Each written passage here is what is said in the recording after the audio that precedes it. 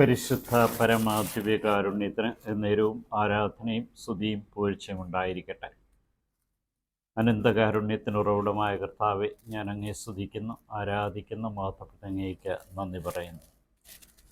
പുതിയൊരു പ്രഭാതം നൽകി അനുഗ്രഹിച്ച കാരുണ്യവാനായ കർത്താവെ, ഞാൻ അങ്ങേ സ്തുതിക്കുന്നു, ആരാധിക്കുന്നു, മഹത്വപ്പെട്ട അങ്ങേയ്ക്ക് നന്ദി പറയുന്നു. നിങ്ങൾ ചോദിക്കുന്നത് നിങ്ങൾക്ക് ലഭിക്കുന്നില്ലെങ്കിൽ അത് നിങ്ങളുടെ തിന്മയെ തൃപ്തിപ്പെടുത്തുവാൻ വേണ്ടി നിങ്ങൾ ചോദിച്ചതാണ്. കാരണം ചോദിക്കുന്നവന് ലഭിക്കുന്നു, അന്വേഷിക്കുന്നവൻ കണ്ടെത്തുന്നു, മുട്ടുന്നവന് തുറന്നു കൊടുക്കപ്പെടുന്നു. എന്നാൽ എത്ര ചോദിച്ചിട്ട് നിങ്ങൾക്ക് ലഭിക്കുന്നില്ലെങ്കിൽ അത് നിങ്ങളുടെ തിന്മയെ തൃപ്തിപ്പെടുത്താനോ നിങ്ങൾക്ക് അവ നന്മ ഉളവാക്കുന്നതല്ല എന്നും ആണ് ഇന്നത്തെ വചനത്തിലൂടെ നമ്മെ ഓർമ്മിപ്പിക്കുക. അതുകൊണ്ട് കാലവിളംബം വരുത്തുന്ന ആവശ്യങ്ങൾ നിറവേറപ്പെടുന്നില്ല തോന്നുന്നെങ്കിൽ ഇന്ന് കർത്താവ് പറയണം, അതിനെ ഓർത്ത് വിഷമിക്കേണ്ട കാര്യമില്ല. നിനക്ക് നന്മയായിട്ടുള്ളതാണ് ദൈവം ആഗ്രഹിക്കുന്നത്, അതുതന്നെയാണ് നിനക്ക് ലഭിക്കാൻ പോകുന്നത്. സുവിശേഷത്തിലൂടെ ഇന്ന് നമ്മെ ഓർമ്മിപ്പിക്കുന്നത് ശിശുക്കളെപ്പോലെ ആയിത്തീരുന്നവർക്കാണ് ദൈവത്തിൻ്റെ കൃപ ലഭിക്കുക. ശുശ്രൂഷ ചെയ്യുന്നതിൽ മടിയോ വീഴ്ചയോ വേണ്ട.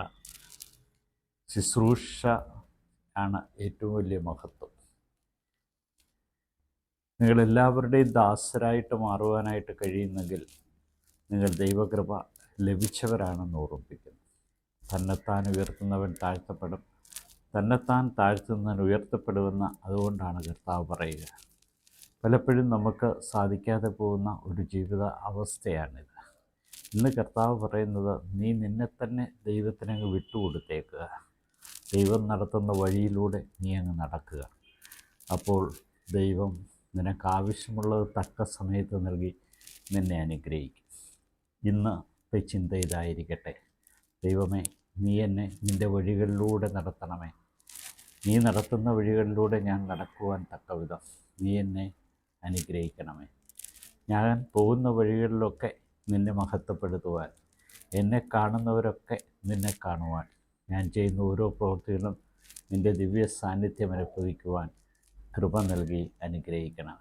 ഇതാ കർത്താവേ, നീ തന്ന എല്ലാ അനുഗ്രഹങ്ങൾക്കും നന്ദി പറഞ്ഞുകൊണ്ട് ഞാൻ അങ്ങേ സ്തുതിക്കുന്നു, ആരാധിക്കുന്നു, മഹത്വപ്പെടുത്തി അങ്ങേക്ക് നന്ദി പറഞ്ഞുകൊണ്ട് ഈ ദിവസത്തെ, ഈ പ്രഭാതത്തെ അങ്ങേക്ക് സമർപ്പിക്കുന്നു.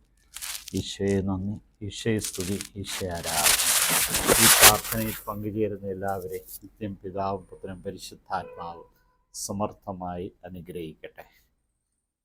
പരിശുദ്ധ പരമ ദിവ്യകാരുണ്യത്തിന് എന്നേരവും ആരാധനയും സ്തുതിയും പുകഴ്ചയും ഉണ്ടായിരിക്കട്ടെ.